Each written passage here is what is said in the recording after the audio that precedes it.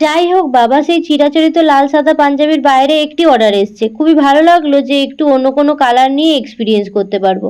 চলো তাহলে শুরু করা যাক। অর্ডারটা ছিল টিচার্স ডে উপলক্ষে। পাঞ্জাবিতে কোথায় কি ডিজাইন হবে সমস্তটাই ক্লায়েন্ট পছন্দ করে দিয়েছিল। আর আমার দ্বারা তো কপি হয় না, সে আমি যতই চেষ্টা করি না কেন কিছুটা নিজস্বত্ব এসেই যায়।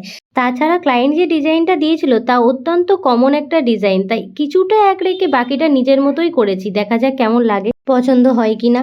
আর তোমার আমার হ্যান্ডরাইটিং যেমন সবার আলাদা আলাদা হয়, তেমনই সবার কাজও আলাদা হয়, কাজের ফিনিশিংও আলাদা হয়।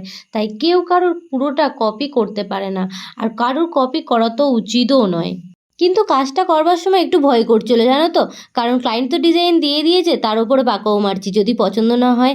আগেই বলেছিলাম ক্লায়েন্ট যদি ডিজাইন দিয়ে দেয় তখনও এক চাপের, আর না দিলে আরও এক চাপের। যাই হোক, ঠাকুর দেবতার নাম নিয়ে কাজটা তো শুরু করলাম। সামনেই পুজো আসছে, একটু পুজো পুজো ব্যাপার আনার জন্য কিছুটা শিউলি ফুল করে দিলাম।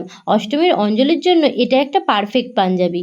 এবার আসি, হ্যান্ড পেন্টিং পাঞ্জাবি নিয়ে অনেকের অনেক রকম মন্তব্য আছে, আর তার মধ্যে একটি মন্তব্য হলো যে দোকানে তো অমন ফেব্রিক পাঞ্জাবি পাওয়া যাচ্ছে, তাহলে টাকা দিয়ে কেন করাতে যাবো এদের কাছ থেকে।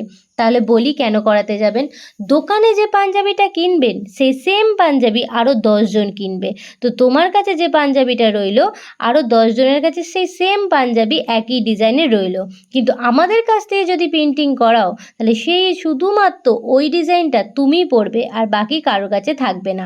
বিশেষ করে আমি তো যে ডিজাইনটা একবার করি আর রিপিট করি না। যদি ক্লায়েন্টের ডিমান্ড থাকে সেই সেম ডিজাইনের, তাহলে তার মধ্যে কিছুটা নতুনত্ব অ্যাড করি। তো এবার বলো, একটু পয়সা খরচ করে আমাদের কাছ থেকে করানো পাঞ্জাবিটা লাভ হলো কি না।